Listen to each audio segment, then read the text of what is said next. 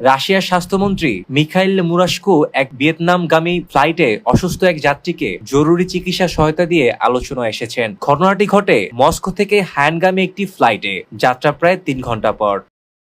রুশ সংবাদ মাধ্যম আরটি জানিয়েছে, ওই সময় বিমানে থাকা ৫০ বছর বয়সী এক যাত্রী হঠাৎ গুরুতর অসুস্থ হয়ে পড়েন। ভিয়েতনামি কেবিন ক্রুরা তাৎক্ষণিক চিকিৎসা সহায়তার আহ্বান জানালে এগিয়ে আসেন মুরাশকো। তিনি পেশায় একজন প্রশিক্ষিত চিকিৎসকও বটে। প্রতিবেদন অনুযায়ী যাত্রীর উচ্চ রক্তচাপের সমস্যা দেখা দেয়, যা হার্ট অ্যাটাক বা গুরুতর জটিলতার কারণ হতে পারত। তবে বিমানে থাকা প্রয়োজনীয় ওষুধ ব্যবহার করে এবং অভিজ্ঞতার ভিত্তিতে চিকিৎসা প্রদান করে মুরাশকো ওই যাত্রীর অবস্থা স্থিতিশীল করতে সক্ষম হন। শর্ট নামে একটি টেলিগ্রাম চ্যানেলে প্রকাশিত ভিডিওতে দেখা যায়, স্বাস্থ্যমন্ত্রী নিজ হাতে যাত্রীর সেবা করছেন, তাকে সোজা হয়ে বসতে সহায়তা করছেন এবং মনোবল বাড়িয়ে দিচ্ছেন। তার এই মানবিক উদ্যোগ সামাজিক যোগাযোগ মাধ্যমে ভাইরাল হয়ে যায় এবং নেটিজেনরা প্রশংসা ভাসান।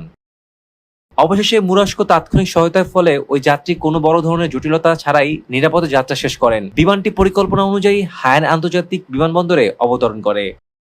এই ঘটনা শুধু যাত্রীরা নয়, আন্তর্জাতিক সংবাদ মাধ্যমও রাশিয়ার স্বাস্থ্যমন্ত্রীর মানবিক ও পেশাদারিত্বের প্রশংসা করেছে। অনেকেই বলছেন, একজন মন্ত্রী হয়েও তিনি যেভাবে যাত্রীর পাশে দাঁড়িয়েছেন তা সত্যি অনুকরণীয় দৃষ্টান্ত।